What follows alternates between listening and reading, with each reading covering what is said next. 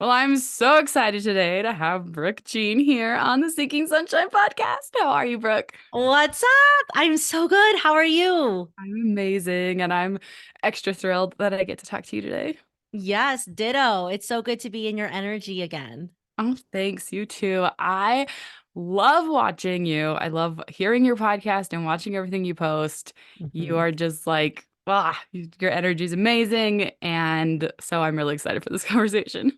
Thank you for saying that. That makes my whole world, right? We're just out here trying to resonate with the mamas. So when we Right? hear that we are, that's like, it makes all of the work so worth it. It makes it worth it, right? Even Yeah. when you don't want to show up or you're tired or you're grumpy or you're not feeling super magnetic and inspiring, it's like those are the days when you just spit the truth and there's some mama out there going, yes, that's Yeah. me, or Preach whatever it it. is.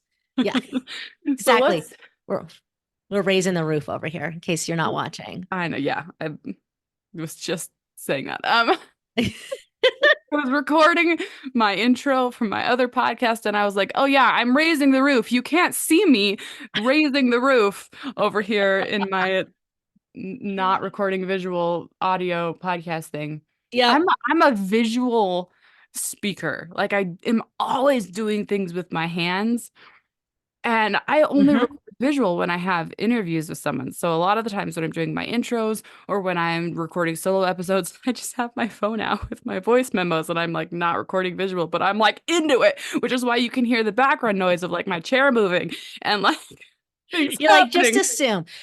assume this is a full body expression Oh in this yeah. intro. Yeah, which is like you'll hear me like hit my hand on the desk or like my earrings wiggling or something because I'm I into love it. it. I I'm love all it. passion like all the time. I love it. I'm Oh, here for it. there's me. So I want to start with the name of your podcast because I would really love to center this entire conversation around that.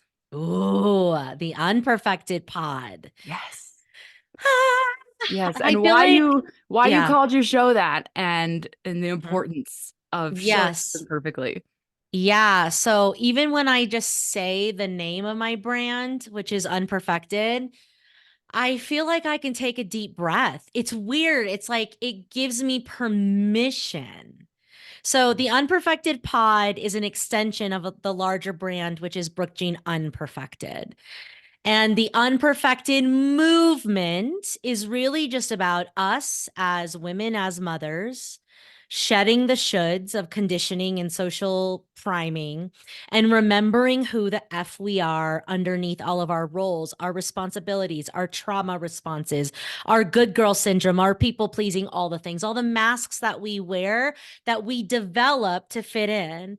It's about letting all that shit go, showing up messy, embracing the gold in your mess, and finding freedom in the messy so that you can create from an authentic place. Because I believe, at least my story, was that I followed all the rules and I did all the right things and I went to college and well, actually, I got pregnant in college. So that wasn't necessarily on the bingo card for the family. But like I got the career and I got the 401k and I had the husband and I had the all the things and I was miserable as a person and so lost. And now once I kind of shed all of that and started to create from a place of like my true authentic soul's essence, life started getting more easy, life started getting more fun. I wasn't self-sabotaging and self-destructing and all the things. So it's a way to come home to yourself so that you can be who you were destined to be, so that you can impact your life, your family, your business in a way that makes a difference in the world. So that's what unperfected. It's embrace your messy, shed the shoulds, and find freedom in a life unperfected. Oh, I love this. And what I'm hearing, what's my takeaway is that this perfect idea that we're all picking up on is really just what other people think we should be doing. That's what we've What? decided perfect means is doing what other people are telling us is the right thing to do instead of what we feel is the right thing to do in our own, like for our own selves. And there's a lot of other people out there who are all saying something different about Yes. what is the thing that they think we should be doing. And Yes. how are you supposed to do it? Like, which, there's gajillions of people. So like have your own methods of deciding for yourself Yes. what is the right direction and not Yes. listen to them. Yes, because the keeping up. Okay, so I walk mamas through this exercise, and the audience can do this with us right now too. Is like, write down, brain dump all the elements to a perfect mom or a good Ah, mother, right? And I might say she's there for everything. She comes to every practice. She's nurturing. I might say she's passive aggressive. You might say she's a boss babe, but like your version of a good mom is going to look completely different than what I think is a good mom based on conditioning. But in the never ending desire of achieving some standard, we're making ourselves sick. So this was why I created this brand. Was I have two kiddos, one who's going to be 21 in 6 weeks, which is mhm. blowing my freaking mind. The one I had in college. Guess what, guys? As a messy mom, I made him, and he's okay, and he's actually thriving. He's actually, you'll appreciate this as an artist.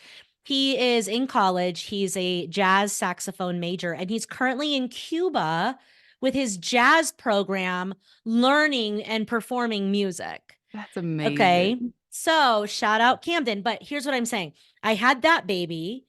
And then 14 years later, I had my daughter, Chloe, who's now 6. And as a mother, I noticed the pressure of being a good mom had just drastically multiplied. So now we were doing all the same things as our grandmothers valued, but now we're working, and we're not just working, we're the breadwinners. And we're not just the breadwinners, we're still volunteering in the classes. And we're not just volunteering in the classes, we're still staying up till 2 in the morning to make gluten-free, dairy-free, dye-free cookies for the party. Like it, and we still expected to have a size 2 body and that beard, waxed off. So it's like the expectation was just growing. And so Mm. I saw this parallel, Karaleigh, of like the rise in the expectation of the modern mom paralleled the rise in her mental health conditions. Mm. So, as a licensed professional counselor, I'm realizing we're drinking more than we've ever drank. We have more PTSD. We have more anxiety. We have more perfectionism. We have more panic attacks. We have more depression. We have all this shit. And I'm like, so in the keeping up, the trying to keep up with all of these expectations, like you said, which are just coming from everywhere, because you layer in social media and just the influx that the internet gave us of information on how to be a good mom. Like all of that and us trying to keep up is quite literally making us sick. Oh yeah. Oh yeah, and I actually have, and this is blowing my mind because I actually have like a crystal clear example of this that literally just Oh happened my the God, other tell day. me, tell Where, us. so I have 3 kids with special needs, and one of them just is struggling with rudeness. I'm sure many mothers have struggled with kids with rudeness, and my response to this is pretty much just to ignore it because I see this time and time again from like you just ignore it and you just let them whatever and it's sort of like you just become passive and you just don't respond to the negative, you only respond to the positive, and that's what's supposed to be. Well, then my husband comes along and he's like, no kid was hurt with a shoe, like, and he's going, because my husband's Hispanic, and he's going, okay, a chancla, get your slipper out, and I'm going, You're going, we don't do that either. I'm not gonna. Not doing that either. And Those I'm are the like, two end extremes. right. I'm like, we're sitting here at 2 end extremes of like what's expected of us from, as a reaction. And I'm like, I don't know that either of these are actually the actual healthiest reactions to this Mm, situation. And it's interesting to see how social pressures, like as a father, he's got all these pressures of like, no, I'm supposed to protect my wife who's, mhm. you know, not being treated well, and Yeah. he Yeah. And struggles so much. we have to raise respectful Mm-hmm. kiddos and all that. But Yep. like you could literally hear 15 different theories Oh on how yeah. to handle that exact same thing and Uh-huh. just get totally lost. But it's like at the end of the day, what I want to do is guide you home to your mama bear intuition and say, Carolee, whatever you think is needed here for your Yeah. family, that's what's actually needed. Mhm. And let's Well, like declutter the noise and get back to freaking basics here of like a mother knows best, just yep. saying. Well, and the answer to the actual question is that it's Yeah. going to change Oh, from that's so moment true. to That's moment. It's yes. not going to be the same. Like at some points in time, that child really does need you to ignore him because, Yeah. and I think you'll really appreciate this. My favorite quote, Hmm. which I love saying because it's my favorite, right? Yeah. Comes from Frozen, and it's people make bad choices when they're mad or scared or stressed. Yeah. And we, I do. I do. I right? don't know And like about you, but I I do. do. And like I want my husband to ignore it when I say sassy things. Yeah, So I want, totally. to Totally. have some compassion when my Yeah. kid is not in his right state and he's saying That's right. something sassy. Like sometimes, Sometimes you just right? gotta let it go. Right. Let it go. Yeah. Sometimes you just have to let it go. But then there are some Yes. times when it's like, okay, You gotta teach them. we're gonna have a lesson here. So Yeah. like that's where the intuitive part is essential because it's about the moment and where the child is at and what they can handle in Mm-hmm. the moment and where we're at. And if we're in a place to be teaching from a place of love, or if we're in a place where we're like, no, I'm angry and I Triggered. We're triggered. yeah. Yeah. Yeah. And trying to create the spaciousness to like step away and regulate and then figure out like what you think is needed here. That's all parenting is, dude, so Yeah. hard. Oh yeah. It is the hardest and most beautiful thing I will ever do, but I feel like every day I'm just winging it through life. And I'm just like losing my shit and repairing and losing my shit and repairing and learning and teaching and growing and facing my own dragons. Like it is the most like self-reflective journey. Mm. It's wow. And so to be expected as mothers to do that flawlessly and with only gratitude and such grace and such appreciation for the opportunity and never being allowed to have a moment. It's like that's not human. If we don't expect that of our humans, we can't expect it of the mothers either. Like Yeah. And motherhood is the most messy thing I can think of. mm, Right? so true. And our kids actually need to see the mess. Yeah, They they need do. to see that it's allowed to have emotions, that they're Yes. because they're going to be mimicking what they see from us. And if we are bottling it all up, trying to be perfect all the time, that's exactly what they're going to try to do. And if Yes. they see that, like, oh, we got angry and then we apologized and then we tried to be better next time and we made a mess and we tried to fix it and we tried to improve and like if they can see the dance of humanness in us, and that's what they're gonna try to mimic. 100. So how can you show them how to be a human who's Yes. messy in the best way, not in the I'm bottling it all up. There's nothing that exists. Anger doesn't exist. I'm just a wall Mhm. of perfect. That's not a thing. Mm-mm. It's not. And you're absolutely right. They do what we do, not what we say. So if we teach them that we have real feelings, if we teach them about rupture and repair, if we teach them that it's okay to make mistakes, but we own them, if we teach them that we can tell the truth even when it's hard, they'll Mm. do that. And what's interesting about what you just said is around feeling feelings. I want to double click on that because I'm always trying to learn more about the healing journey, about the becoming journey, the spiritual journey. Like my core value is purpose, and in that is growth. Like I am just a growth junkie and I always have been. And it's because A, I'm trying to help myself along Earth School, and B, I'm trying to, grow for my clients.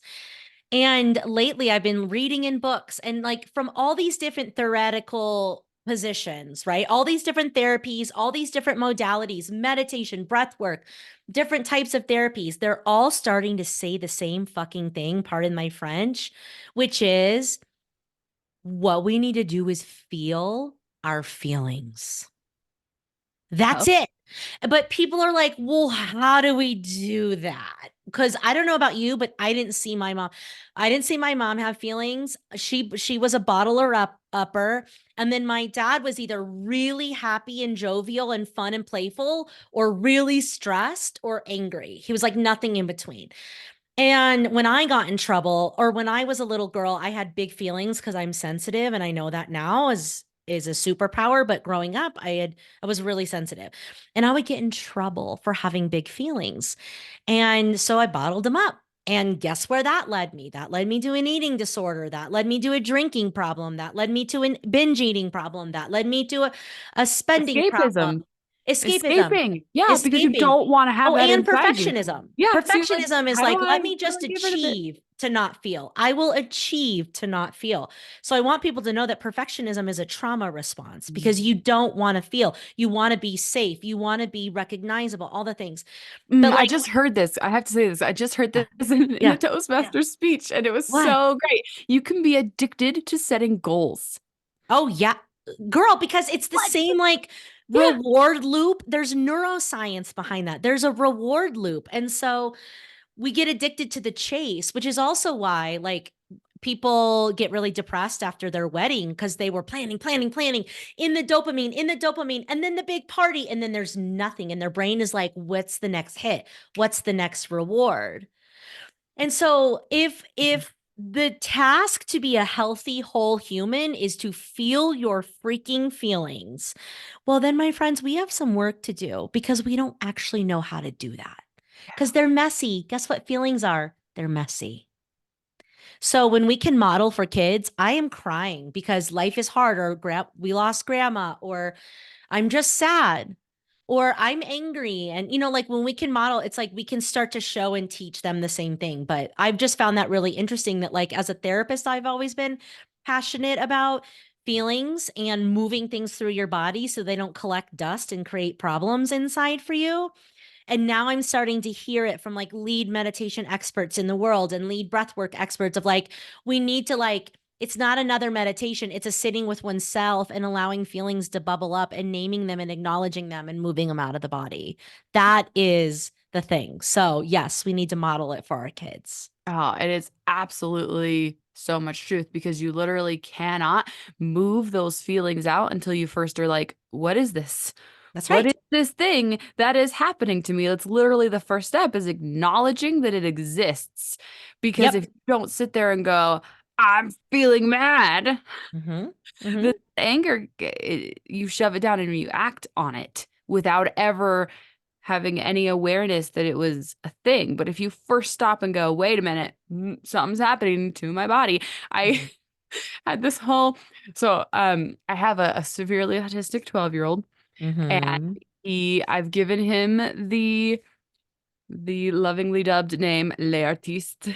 Mm-hmm. Very obsessed with paint right now, and he is painting up my whole house and his whole self. So his I'm calling him a vigilante instead of a villain. And his arch nemesis is my rental house, not me, but as the caretaker of the rental house, it's we're a little bit at odds. But so Okay. Okay. mask is just paint all over his face. And if you Oh were my God. watching this, I'm really dramatic in it. It's really fun to tell.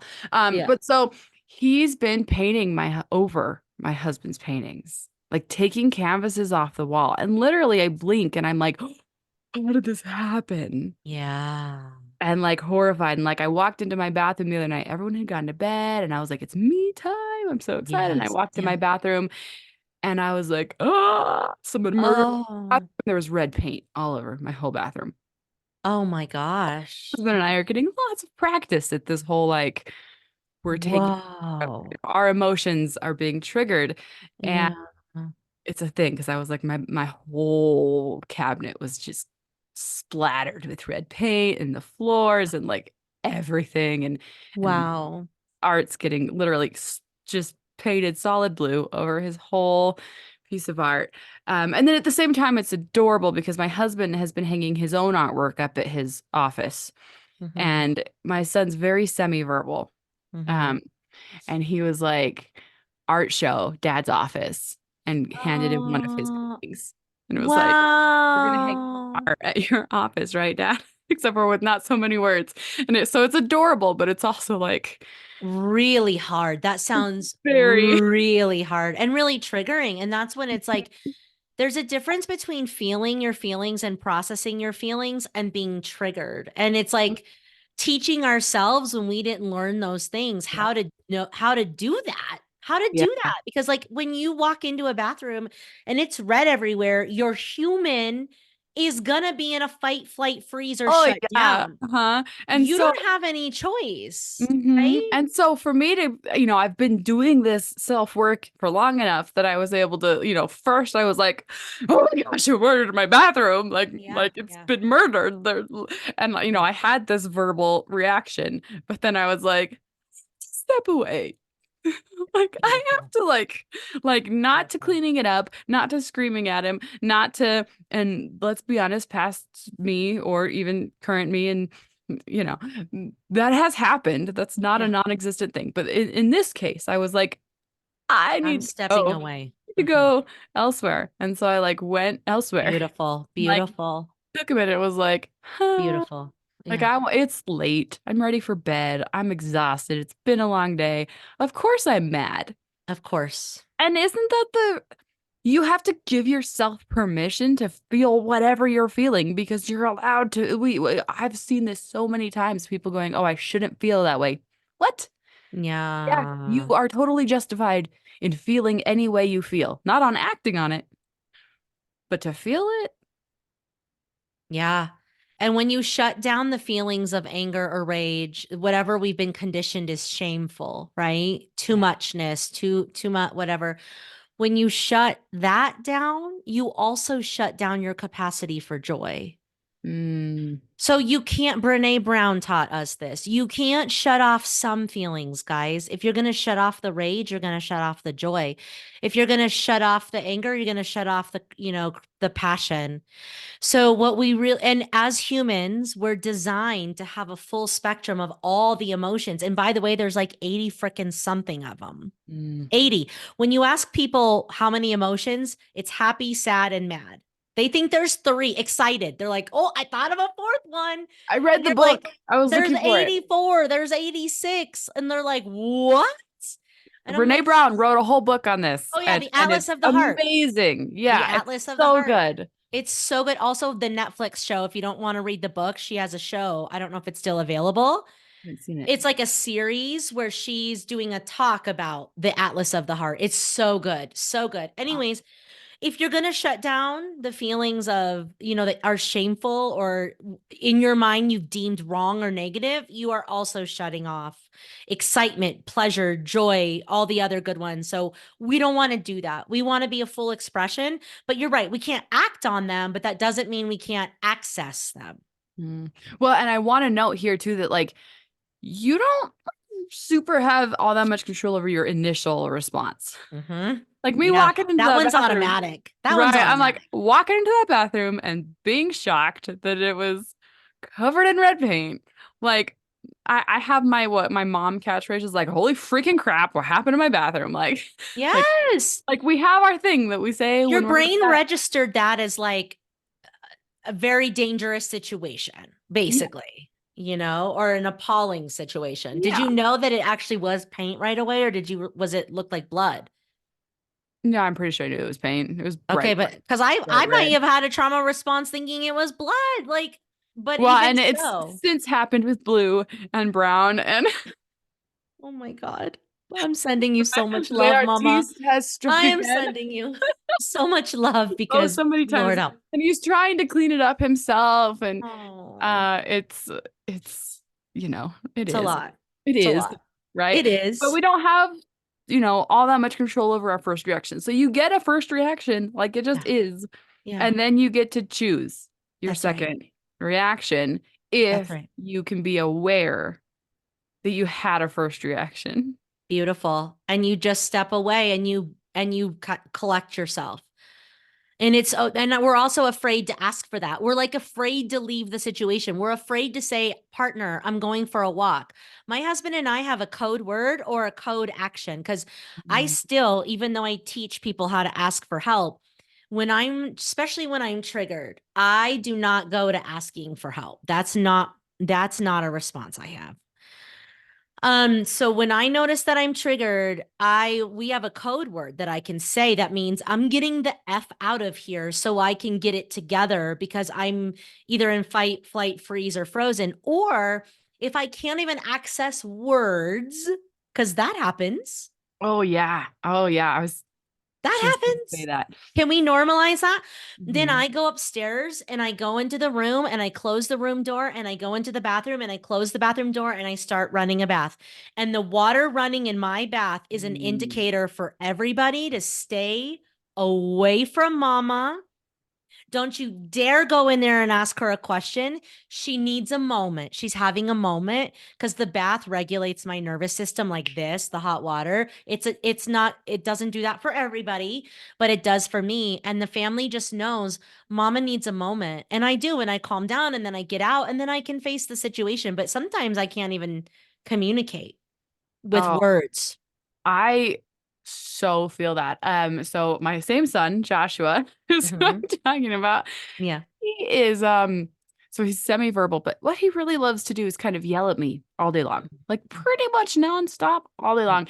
And I'm Hmm. starting to recognize this pattern of like after a certain number of hours of that, I just start shutting down and I can't like I my Yeah. brain stops working. And we had this thing just a few days ago where like my husband was like, go take a walk.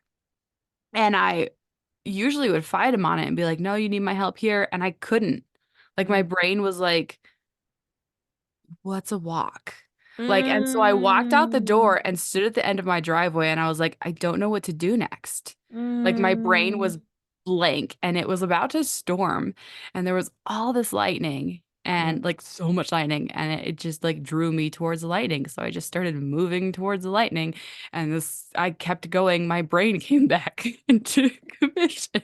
Oh my I was like, I gosh. think it was, and it had been, I think it was Saturday. My husband works Saturdays, and um, so it had been all day at home with him, and he just Solo parenting yelled him. at me You all froze. You day, and I froze. just like after so long, you're just like, ah, You I don't. froze. Like my your brain just shuts off like it really will and like so those are the times when like you need like A and code word. yeah Yeah, you need something. that code word you need that Mhm. little push into self-care because sometimes we can't do it ourselves. It's so true. You were in like a legitimate freeze. And like when you think about an animal in the wild going into a freeze, they fake dead. They pretend they're dead so that their prey doesn't think they're worth the fight anymore.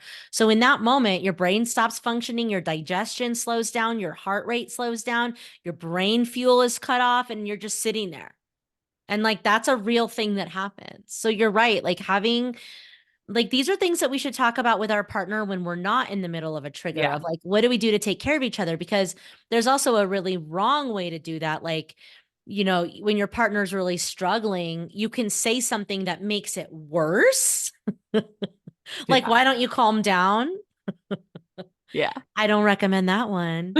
Or that makes it better. That is like, honey, would you like to go for a walk? Like, that's something that I'll say to my partner and he'll say it to me as well. Like, babe, do you want to go for a walk? And it doesn't mean you're a problem, so get out of here. It means, I see you struggling, my love, and I'm here to help. And I'm going to do it in a gentle way. Let me usher you to the outside world where there are not humans yelling at you nonstop, Right. Where there's space, where where there's there's breathing clarity. room, fresh air. Like it's amazing what a quick 5 minute walk around the block could do in terms of getting regulated nervous system, brain back online and back into your conscious parenting. But you're right. I like what you said around there's the initial automatic response, which is very deep in our like reptilian brain and our deepest part of our nervous system. It's like we don't make our hearts beat. We don't get to choose that initial response, but we do then get to step away and collect ourselves. And I think as moms, the fact that we're even having that conversation, let alone trying out these things, makes us really good moms. So the perfectionism, we don't need that. We need just the fact that we're like willing to try new things so we don't repeat cycles. Yeah. Yep. Well, and it's amazing to me, like just the awareness Mm-hmm. has so much power in it. Like is it's like 90% of like fixing the thing is being aware that there's even a thing to fix. 100%. You can just notice that you're having a reaction you don't want to have and take a step back and be like, I could maybe I had an overreaction to that. Mhm. Maybe it wasn't the end of the world. Maybe in a year it would not matter. And even if you already had the big reaction over it, and Mhm. it's a day later, and you're like, maybe, Mhm. Mhm. maybe Yeah. I could have responded differently. Like, that's actually really powerful. So And you powerful. get kudos for that. 100%. 100%. And for kids, if we come back and we repair, it totally closes the trauma cycle or just the stress cycle that was created in that moment. Like if we don't need to like shame the living daylights out of ourselves for days and weeks and months. We just need to go back to our children and say, mama messed up and mama was really upset and it actually wasn't your fault. I had a reaction and I'm working on it. That closes the whole thing for them where they can then put it in a healthy file and move forward. And I think we don't do that, and then we shame ourselves, and then these resentments and hurts build with everybody involved. So we are going to make mistakes. We just have to repair and show that we're human. And our kids learn so much from that whole cycle unfolding, and it's going to continue to happen. Yeah. And then the more that we do it for ourselves, the more that we are able Mm-hmm. to help them through the same thing. Like, oh, hey, I can see that you are having a reaction. Mm-hmm. Like, Yes. instead of, Yes. yeah, it's so My powerful. daughter asked me the other day, Mama, do you need to take a big breath? Nice. I I love was it. like, yeah, dude, I need about 40 with you not in the room. I didn't say that, but that's what I was thinking. But I was like, I've taught her that, like, when you get overwhelmed, when you get overstimulated, because I get overstimulated Mm, just every day, I get overstimulated. And it's hard for me to be conscious when I'm overstimulated. And mm, so when my daughter can sense that I'm overstimulated and says, "Mama, do you need a breath?" It's like I've taught her. Like the action is to take a breath, not to lash out or bottle it up, or it's to take a breath. And so, of course, my first reaction was like annoyed, like, how dare you call me out and tell me, how dare you therapize me, daughter? But my second response was like, I'm so glad that she knows that that's our go to tool is a deep breath because it's always available and it's free. So, mm. It's so yeah, true. And we underestimate how much being overstimulated affects us. So, 100%. so much. So again, I have a Joshua who screams a lot, but I also have two other kids who are very affected by this amount of screaming, one in particular. And actually, just a couple days ago, I bought him um gun range head Headphones. like earmuffs that like block out noise Yeah. because he's been really struggling with being patient with all the noise. And Mm-hmm. having these outbursts, and I'm going, I understand how this is triggering and how this is Yes. frustrating, and I want you to feel like you can block this out and you can feel safe and all the things. And so Yeah. I got these for him, and he was thought they were the greatest thing in the whole world because they're his favorite color, and he's 9, and he's definitely struggled with having a brother who's functionally way younger. His brother's Oh, 12 and he's 9, and his brother's functioning at like a second grade level, right?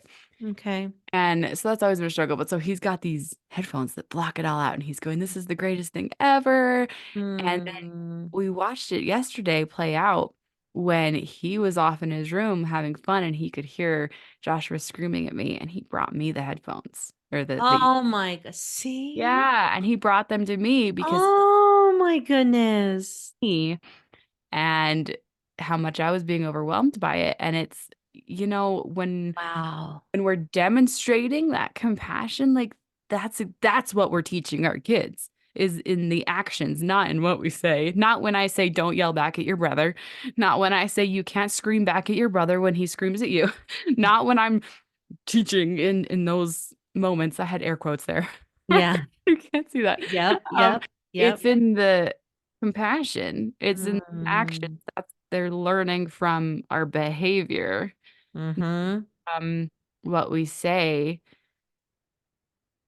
Yeah, that's so beautiful. That's so beautiful. And think about the peace in that versus the disturbance of him getting triggered and you like everyone just acting from our more animalistic, like eventually we're all going to be screaming at each other, right? Like Yeah. that's where this is going. If we don't go option A, we're going option B, which is it's just mayhem Well, around and here. it's worth noting that Joshua's screams are usually happy screams. Like they're Okay, happy. that's good. We're That's talking good. about happy stimming screams because he's severely autistic. So that's what's really annoying his brother. Yeah, but it's still no right. It's So noise. how do I let Joshua Hmm. be his happy self? And also, like that's been a dynamic, and it's Yes. overstimulation is it's something that we don't realize. Like if you have a fridge or a freezer that's making a really annoying sound, but it's subtle and you just tune it out all the time, that can be like an annoyance that puts you on edge and you're not even realizing it.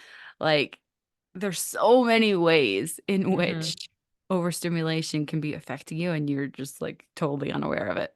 It's an energy suck. Like one of the things that I teach moms is how to protect what I call the precious jewels, which is time, energy, and sanity. And Mhm. that we're not an endless supply out here of time, energy, and sanity. And yet we're just bleeding out time, energy, and sanity all day, every day. And then wondering why we lose our crap at the end of the night with our families. And so I do have people go through like a real inventory of like what is stealing and draining your energy that you need to clean up. And that's a perfect example of like my refrigerator, not your kiddo making sound, because that is like not something we can just turn off, but you did find a beautiful solution. But like the refrigerator sound, you know what I mean? Like that is literally stealing energy from you in your nervous system to be able to tolerate that, right? But same thing with just like negative thoughts that you're having or relationships with energy vampires or saying yes to things that aren't really in alignment with who you are and what you want. Like, let's clean all that up and stop just spilling out time, energy, and sanity so we can like use those precious resources intentionally. And so Mm. what you did by being resourceful, which is what one of our superpowers as mothers are. We are flipping resourceful, honey. Yes. You want it figured out? Ask a mother. She's the one. Who do I want on my team? Mothers. They're the ones. They figure things out. It's like, if I get this kiddo headphones, then I have one screaming, but I don't have two. And now, like, I have more energy.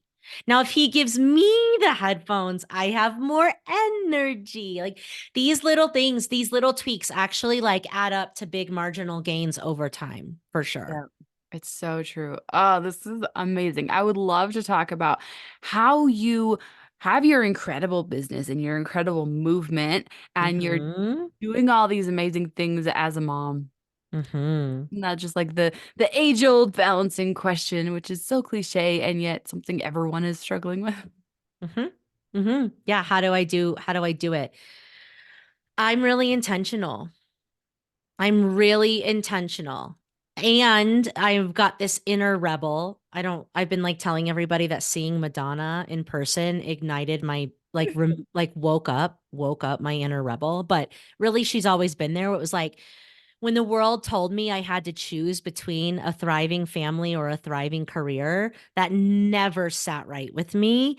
It's okay if it sits right with you. It's okay if you lean really hard for one and that's you, like beautiful, beautiful, but I'm not going to do what's not authentic to me. And for me, being a mom and not having an expression that felt more soul driven was not okay. So I tried doing it the really ugly way of like being the single mom with the corporate career and like spending the one day I off I had a week in the classroom with my son. I did all that and that got me nowhere. That got me sick. And then I had like a big thing happen. I was running a really difficult target, super target, and there was a big community trauma that happened that affected my team. And it was that trauma that really kickstarted a whole change in my life where I was like, okay, I've done what I needed to do to provide for my son, but maybe it's my turn to do what I want to do. And now instead of being, in the golden handcuffs of corporate America, I'm going to leave this steady, stable job. I'm going to go back to school and become a therapist. And I want to be a coach because it's always that's what I did with my teams at Target.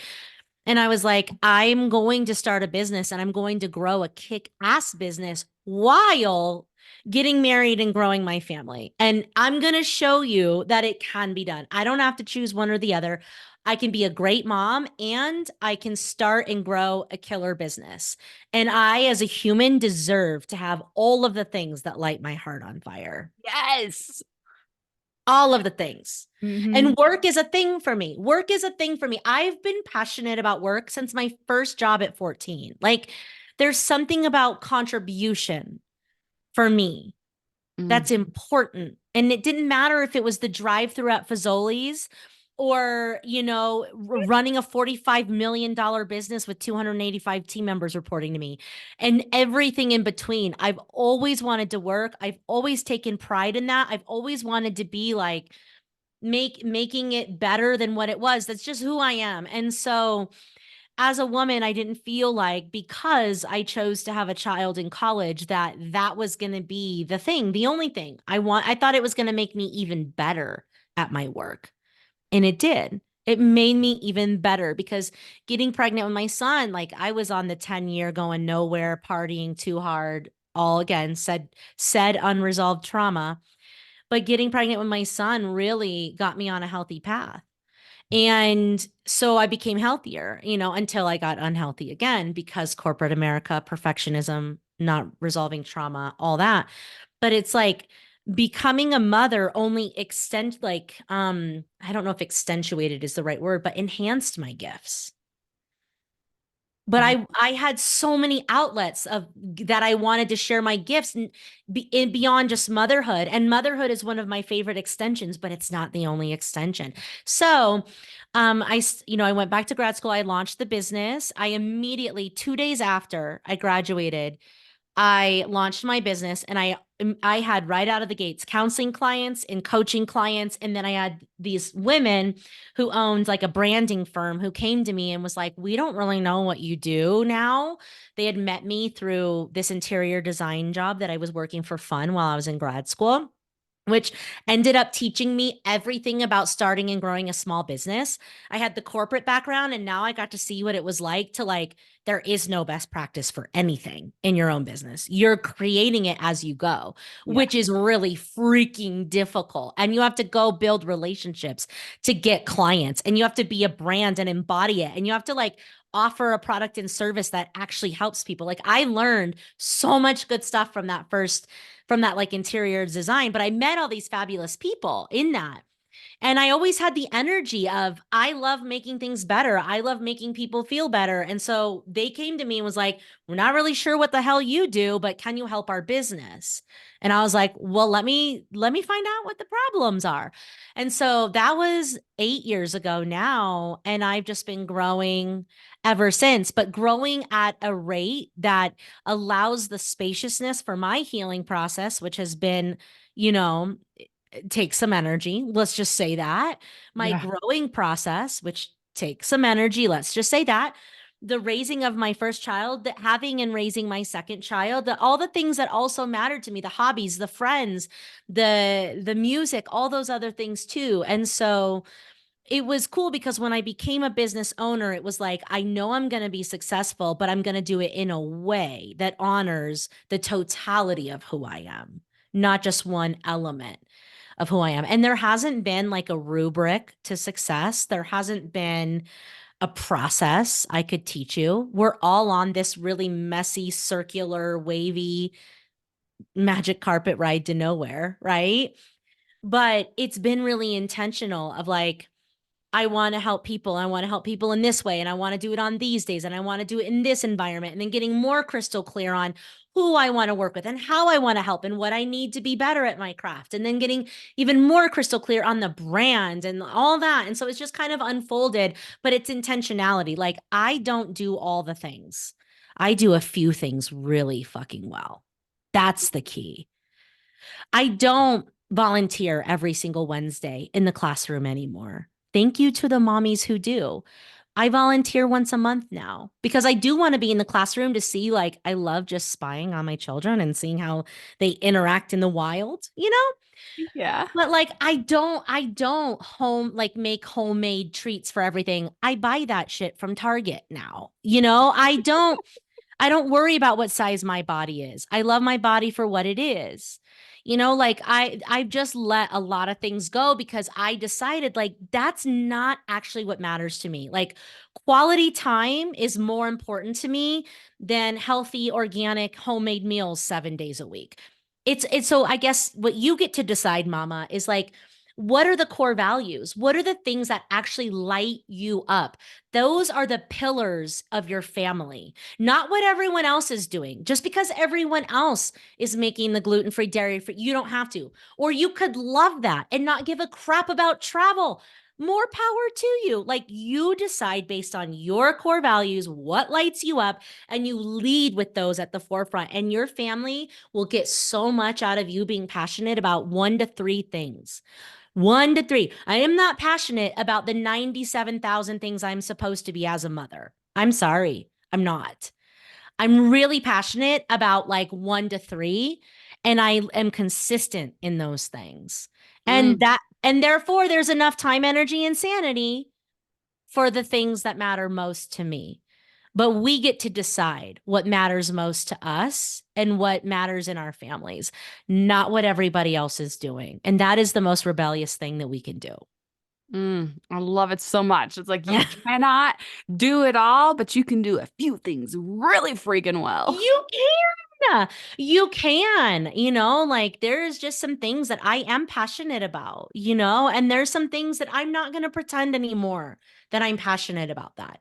I'm not saying yes to every single potluck. I'm not going to every single birthday party. I mean, our house does look actually really good, but that's not because of me. It's because my husband. But like, I'm not concerned about what the house looks like. It just happens to look good because he does that. But like, I'm concerned about a few things, and so then I have the energy for those few things. You know what I mean? But I'm just here to say it's been a journey that wasn't how it started out. 20, I'm now that I have a 20-year-old, it wasn't that way in the beginning. I spent the first 10 years truly trying to be the most powerful and successful boss babe you've ever seen at Target and continuing to get promoted and promoted and promoted while presenting as like the bomb ass stay-at-home mom. I was trying to literally be both, but in trying to keep up, I would just get to the end of my day and want to numb out of all my responsibilities. And that's where the eating, drinking, and shopping came in. And I was in this just perpetual cycle of waking up, getting my kid to school, working my fanny off, coming home, being the best mom I could be, doing all the things I'm supposed to do, to then just take a sledgehammer to my mental health to cope every night, to get crappy sleep, wake up in a shame spiral because I did it again, and then do it again. And I did that for 10 years. Mm. And at 33, I had like a full blown, like, I burnt out. I burnt out of my corporate career at 33 years old. And I had to take a step back and go, what am I even doing here? Like, I wanted to provide for my son, but like, what are we doing here? Yeah. More than half of my day is me doing things that I do not want to do. And that's not to say that we're exempt from doing some things we don't want to do. Okay. I don't really want to make sure my daughter brushes her teeth every single night. It's not my favorite thing to do, but I do it. I don't want to do taxes. I do it. So there's stuff I have to do. I'm not just out here living the glory days, but there's a lot of things that I was doing because a good mom should and supposed to, that the second I freed myself from that and said, actually, no, I don't. Judge me if you want. That's on you. A judgment of me is actually a reflection of you. The second I let that go, I cannot tell you how liberating it is. Your first no is painful. Your second no feels a little better. By your 10th no, you are liberated, honey. You're like, what else can I say no to? This feels amazing. And the world doesn't fall apart. when we choose to live in alignment with who we are, actually things just start to get really good when we come from that place. I love it. Hmm. It's about living intentionally Yep. instead of living by default in this world that we were, will tell you what to do all the time. And if we spend so much of our lives just choosing without choosing. Default. 100%. That's a true thing. We are Yeah. unconsciously living. Most people are living Yeah. unconsciously. It's time to wake up and start doing the things that make more sense for us instead of trying Yes. to do all the things forever that everyone else says. Yes. And here's where the tough love comes in because that's my style. Stop getting in your own way. Stop making excuses for why you can't work out if that's actually what you want to do. It's not what I want to do, but maybe it's what you want to do. It's not what I Stop making excuses for why you're not learning piano. Stop making excuses of why you're not quitting your job. You are the one telling yourself that you can't because fill in societal expectation and standard. Mm-hmm. And while that's a real thing, we also get to choose. Like one of our most potent tools in our tool belt is our choice point, our Mm, power of choice. So you're staying in that toxic relationship, you're staying in that shitty job, you're not changing your energy or your body, or you're not going after what you actually want to go after because you're not letting yourself is a huge part of that. mm, So, where are you holding your own self back because of what other people might think? mm. Or because you don't want to burden? That's another one that I deal with a lot with moms is like, well, I can't put all that on my husband. I can't put that stress on my partner. I can't. I'm like, newsflash, they have no qualms doing it to you. Right. They're comfortable saying no and taking a nap on the couch and going golfing if that's what they want to do. Like no shade. They're out here guilt free. Let me just say that. Guilt free doing the things. And what I have found is when you give your partner a chance and you don't actually assume the worst in them, and this is not for everybody. Some people really are stuck here, and I want to acknowledge that. But what I have found is that when you just say, honey, I really think I need to quit my job, we need to have a talk. I'm so deeply unhappy. This is eating me alive. There's more for me. Here's what's been coming up. Or, honey, I know we're both really busy, but I got to go dance on Monday and Wednesday nights. I have a hip hop dance class that I'm obsessed with right now. Or, honey, I know it feels chaotic in the house, but I'm going to go for an hour walk. Mm, Like every time I finally mustered up the courage to just name the thing that I needed, every single time my partner was like, of course, go, of course, and behind me. And I was like, wow, I really worked that up differently in my mind. What story are you telling yourself that's like not even the actual truth because you didn't say it out loud because you actually can't read their mind? That's right. And we live in stories and assumptions, And again, like some people do have partners that are controlling and abusive. And so this is not for you. You're in a different situation. And I want to acknowledge that.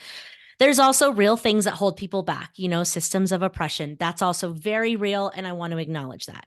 But what I'm saying is for so many women, including myself, we are not going for the thing that lights our soul on fire because we are telling ourselves a lie that we can't or we shouldn't or we don't deserve it. And that's where you need to step aside, honey, and do the work to rewire all that because your soul wants bigger for you. Whether bigger could be staying home with your family. That's what you want to do.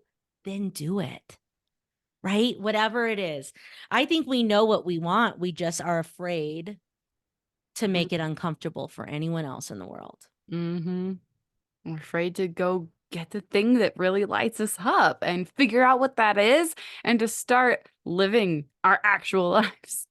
Yeah. People are like, every time I'm like, okay, so if I were to help you claim back 2 to 3 hours in your day, because I can help you do that, I could find it just by looking at it over here, what you could do different. What would you do with that time? Every mom looks at me like a deer in headlights, like, I have no idea. I have Here's a no idea. great suggestion. Take yourself to the movies. Oh, Oh yeah. my gosh, it is amazing. Barbie. Go to Barbie. Oh my gosh, I went to that was the first time I had ever gone to the movies by myself in my entire life was to go see the Barbie movie by myself. And it was like the greatest thing Did ever. you not cry at the end? I I was just stopped. It was bawling. I saw so, it. so good. Yeah. So good. We just watched it like a couple nights ago, but it was So good. so good. To be by yourself in that moment, like how I powerful. Yeah. had this realization of like how much I spend our time going to the movies as a family focused on everyone else in my family and what kind of time they're having. And if my kids are disturbing everyone else in the theater. Oh my God. And to just sit there and watch a movie and just enjoy it. Like I'm like, I never do this ever. Like I'm Oh, always multitasking and you uh-huh. can't multitask in a dark theater.